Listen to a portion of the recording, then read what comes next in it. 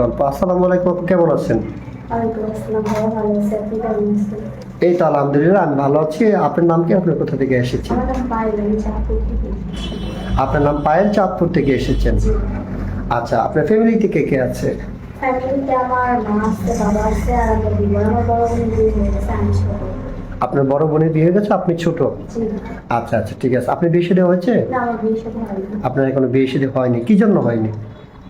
এমনি মানে টাকা পয়সার কারণে যৌতুকের কারণে বাবা মা দিতে পারেনি। আর তাছাড়া আমার আপু যেহেতু অসুস্থ, যেখান থেকে বিয়ের জন্য ছেলে আসছে, দেখছে, টাকা পয়সা চাইছে, সেজন্য আমার চাচারা বা আমার যে গার্জিয়ান আছে তারা বিয়ে দিতে পারেনি, কারণ তাদের সামর্থ্য নেই।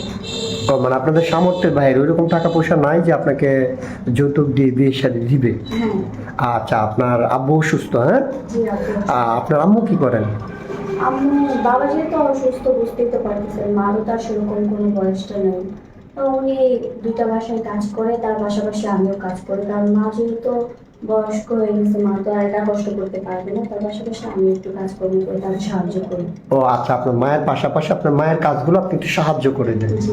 আপনি পড়াশোনা করেছেন? হ্যাঁ, পড়াশোনা করেছি এসএসসি পর্যন্ত। এসএসসি পর্যন্ত? আচ্ছা, ঠিক আছে। আপনি আমাদের এখানে আসছেন একটা ভালো জীবন সঙ্গীর আশায়, হ্যাঁ? জি। তো আপনার কেমন ধরনের ছেলে পছন্দ? দেখেন, সে যেরকমই হোক আমার কোনো সমস্যা নেই, কিন্তু সে যদি ভালো হয়, সে যদি আমাকে ভালোবাসতে পারে, তাহলে ভালো। আচ্ছা, আপনি একটু ভালোবাসা চান জীবনে। জি। তবে হ্যাঁ, আপনার এই ইতিহাস শুনে আমি যতটুকু বুঝতে পারলাম না, আপনার আর্থিক দিকে খুবই দুর্বল। তো এই যে যেমন আপনার ড্রেস আপ গেট আপ দেখে মনে হচ্ছে না যে আপনি আর্থিক দিকে আপনাদের অবস্থান খারাপ। সেটা কি রিয়েলি বাস্তব নাকি একটু বলবেন আপনি? না, সেটা সত্যি কথা, আমি যেটা বলছি সেটা সত্যি কথা। আর তাছাড়া আপনি যে কাপড় চোপড় দেখতেছেন, আমি গরিব হলেও কি আমার কি পরতে মন চায় না? আর তাছাড়া এটা আমার একজন আন্টির কাপড়, সে আমাকে এটা দিয়ে দিছিল, বলছিল যে তোমার যদি বিয়ের শাদী হয়, যদি তোমার হাজবেন্ড তোমাকে কোনো কিছু না দিতে পারে, তাহলে তুমি এটা করতে পারো। ও আচ্ছা আচ্ছা আচ্ছা, বুঝতে পেরেছি আপু। যাই হোক, সমস্যা নাই। তো আপনার সাথে যোগাযোগের মাধ্যম কি? আমার তো পার্সোনালি কোনো ফোনে আপনাদের সাথে যোগাযোগ করতে হবে। আমাদের সাথে যোগাযোগ করলেই হবে? জি। আচ্ছা, ঠিক আছে, বুঝতে পেরেছি। তো সুপ্রিয় দর্শক, এই মুহূর্তে দেখতে পাচ্ছেন ডিসপ্লেতে একটি নাম্বার। এই নাম্বারটা হচ্ছে আমাদের ইউটিউব চ্যানেল কর্তৃপক্ষের নাম্বার। আমি আবার বলে দিচ্ছি, এটা কোনো মেয়ের নাম্বার না, এটা আমাদের নাম্বার। আপনি যদি ওনার দায়িত্ব নিতে চান, তাহলে ওনার একটা ছবি স্ক্রিনশট মেরে পাঠিয়ে দিয়ে আমাদেরকে ভয়েস করবেন, আমাদের প্রতিনিধিরা আপনাদের সাথে যোগাযোগ করবে।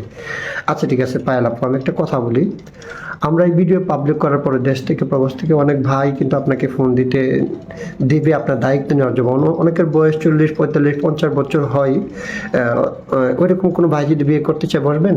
হ্যাঁ, বুঝবো। আর যদি 50 বছর ভাই বিয়ে করতে চায়, বসবেন? তাইলে আপনার কোনো ইচ্ছে নাই যে আপনি তো এখন মাসাল্লাহ দেখতে অনেক সুন্দর, তো আপনি কি জন্য বলছেন যে আপনি বসবেন? দেখেন, কারণ আমি তো মানে যদি আল্লাহ তাআলা ইচ্ছে করে তো আমাকে বিয়ে শাদী হবে না, আমাকে একজন ছেলের কাছে।